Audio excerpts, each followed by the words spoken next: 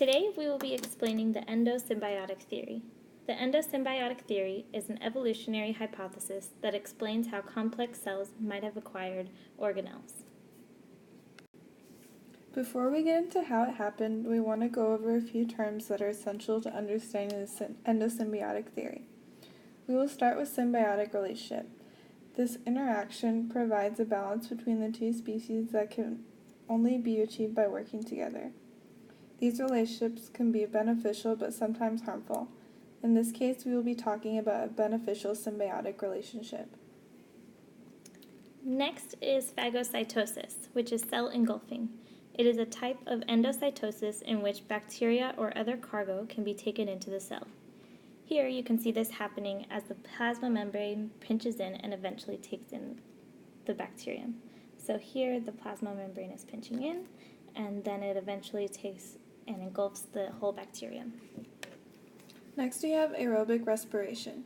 This is the process of producing cellular energy involving oxygen. And lastly, cyanobacteria, which are bacteria that produce their energy via photosynthesis. In this slide we start with ancestral cell. You can see that it takes an aerobic prokaryote into the cell by phagocytosis. This is the aerobic prokaryote and it's taken in. Eventually, neither the host cell or endosymbiont can survive separately. Over time, this organelle becomes known as the mitochondria. After that occurred, a second symbiotic relationship formed when a cyanobacteria was engulfed. And this is the cyanobacteria.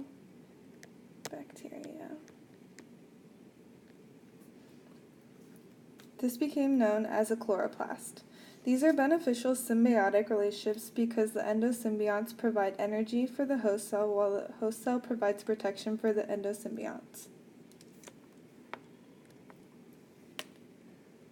There is strong evidence that support this theory.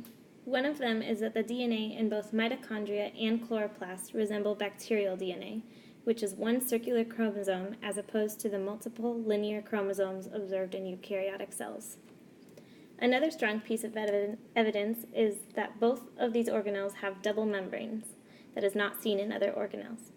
This suggests that they were phagocytosed because when they were bacterial cells, they had their own membrane. So here you can see that it has its own membrane, and they each gain an additional membrane from the pinching off of the plasma membrane as the organelles were engulfed. So here the plasma membrane is pinching in, and it gets an additional membrane as it gets engulfed.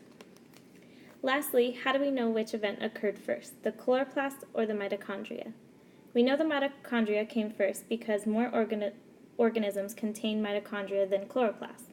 Looking at this phylogenetic tree, we can see that mitochondria is present in all eukaryotes. So here.